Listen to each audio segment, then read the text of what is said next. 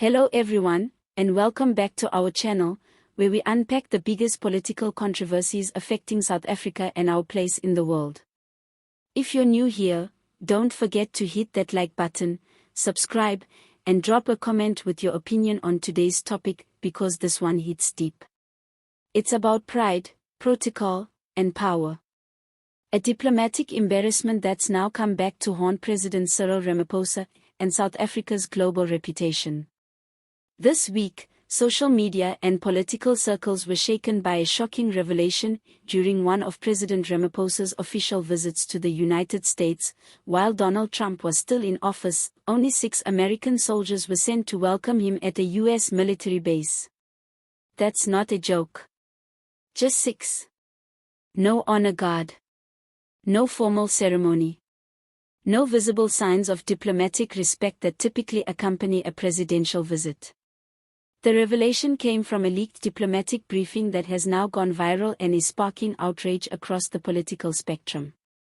For many South Africans, this wasn't just a breach of protocol, it was a clear and deliberate insult. And the worst part? According to critics, our government seemingly accepted it without a fight. Now, to be clear, when heads of state from other countries, particularly allies, visit the US, there is usually a show of grandeur. Think military parades, red carpets, and formal state dinners. Even leaders from smaller nations often receive a decent ceremonial welcome. But in Ramaphosa's case, just 6 troops. It's not only underwhelming, it's humiliating. Political analyst Sifo Dlamini didn't mince his words when he said, this wasn't just a protocol issue. This was a message. Whether Trump meant it that way or not, the optics suggested that South Africa was not worthy of the usual diplomatic courtesy. He went on to say that it reflects a growing perception that South Africa's influence on the global stage has declined dramatically. And honestly, he's not wrong. Let's put things in perspective. There was a time when South Africa stood tall among nations. Mandela walked alongside Bill Clinton. Thabo Mbeki was known for promoting the African Renaissance. Even Jacob Zuma, for all his domestic controversies, was received with more ceremony on the international circuit. So how did we go from that to this? According to sources within DIRCO, that's our Department of International Relations and Cooperation, the visit took place under extraordinary circumstances. They claim that security protocols may have been adjusted due to scheduling conflicts or logistics. But here's the thing, that's not an excuse that holds up well. Because if a world power like the US wanted to make a proper show of diplomacy, it would have done so. Period. What's even more shocking is how little resistance there seems to have been from our side. According to the Democratic Alliance, the incident represents a massive failure in foreign policy. DA Shadow Minister of International Relations, Emma Powell, called it an international humiliation and demanded to know why DIRCO and the Ramaphosa administration allowed it to happen without raising a diplomatic objection. And that's a fair question. Why didn't our government push back? Why didn't they demand the same level of respect afforded to other leaders? Why wasn't there any public outrage until now, years later, after a leak? Many are now asking whether South Africa has lost its diplomatic spine. Social media certainly seems to think so. Since the leak, platforms like X, Facebook, and TikTok have been flooded with memes, satire, and angry posts. One viral tweet read, "From Mandela standing beside Clinton to Ramaphosa getting ghosted by Trump's military." That's the ANC's foreign policy in action. Brutal. But honest. And let's not forget, South Africa is at a crucial crossroads.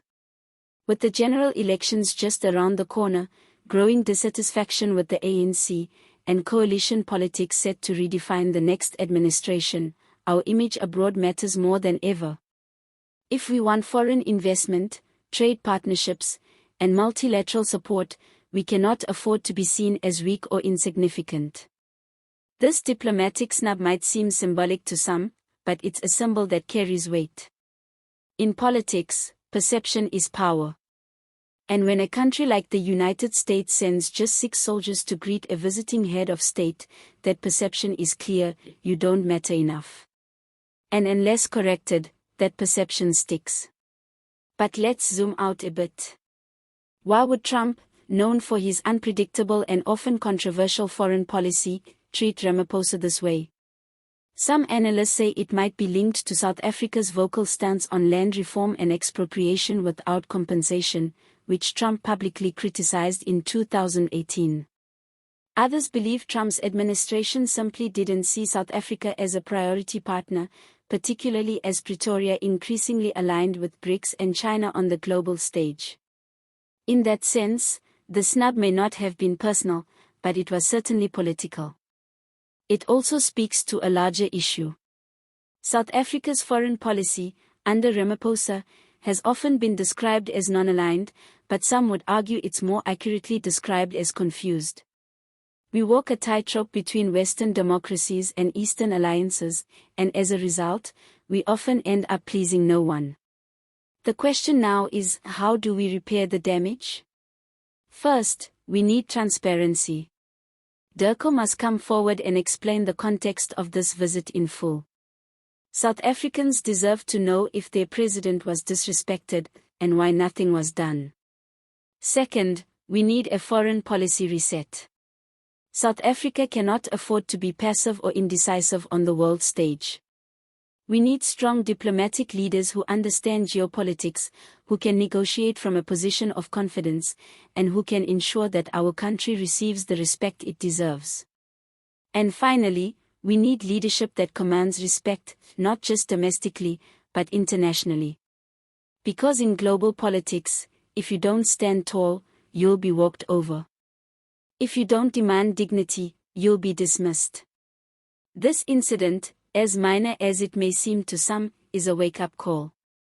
We cannot keep pretending everything is fine while our global stature erodes. If we want to be taken seriously by the world, we need to start taking ourselves, and our diplomacy, a lot more seriously. That's all for today's deep dive. What do you think? Was this just a diplomatic oversight, or was it a calculated insult? Should Ramaphosa have spoken up back then? And what does this say about South Africa's current place in the global order? Let us know in the comments below. Don't forget to like the video if you found this insightful, subscribe to the channel for more political commentary, and share this video with someone who needs to hear the truth behind the headlines. Thanks for watching, and as always, stay informed, stay engaged, and stay critical. See you next time.